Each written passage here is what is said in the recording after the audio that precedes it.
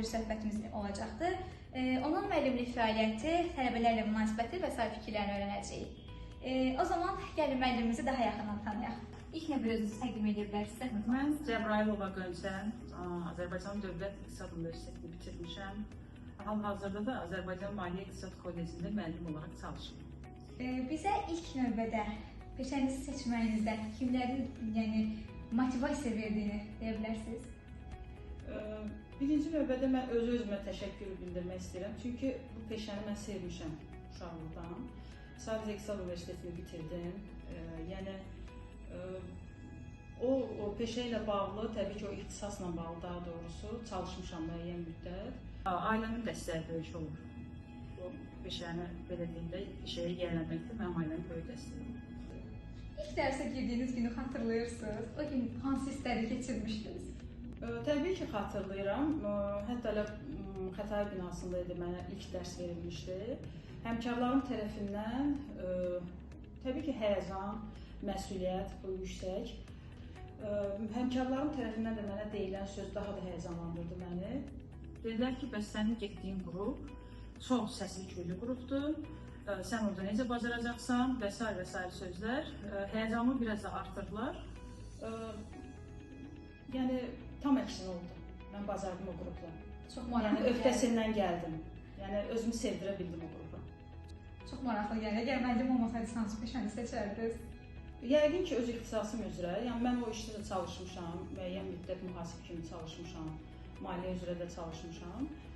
Həyat elə gətirdi ki, mən bu peşəni seçdim. Təbii ki, sevirdim bu peşəni. Tərəziyə qoyulsa, təbii ki, yenə də müəllimliyi seçərdim. Bu peşə mənim üçün doğrudan da bir sevimli peşələrdən biridir. Sevirəm bu peşəni. Tələbələrlə bağlı yadınızda qalan maraqlı bir hadisə var. Elə bir ciddi maraqlı bir hadisə olmayıb, amma həmişə məni düşündürür ki, tələbələr tərəfindən bu sual niyə verilir tez-tez? Müəllim, hansı bürcdənsiz? Bürcünüz nədir? Haralısınız?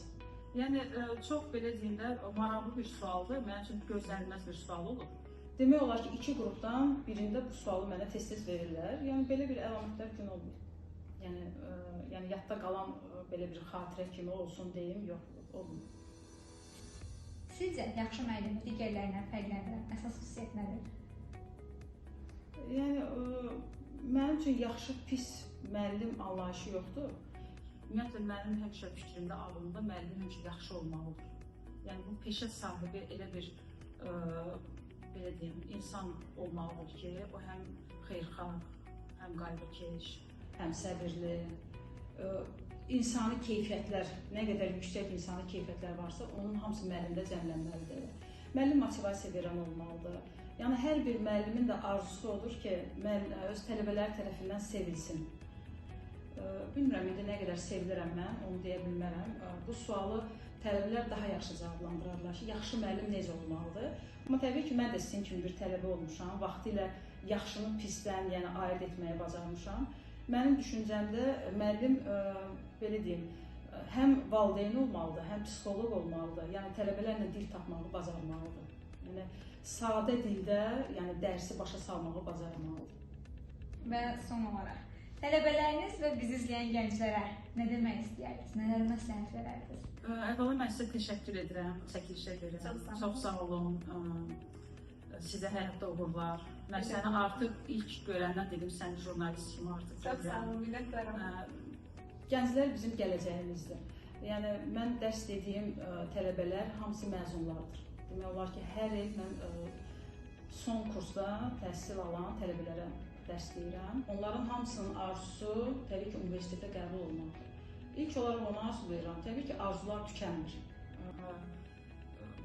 Birinci növbədə can sağlığı. Yəni, sağlam ruh, sağlam həyat tərzi, ürəklərində, qəlblərində arzu istəklər var, hamısı həyata keçsin. Hər birinizə düz təşəkkür edirəm. Çox sağ olun. Təşəkkür edirəm, minnətdaram vaxt ayırdığınız üçün. Sağ olun, çox sağ olun.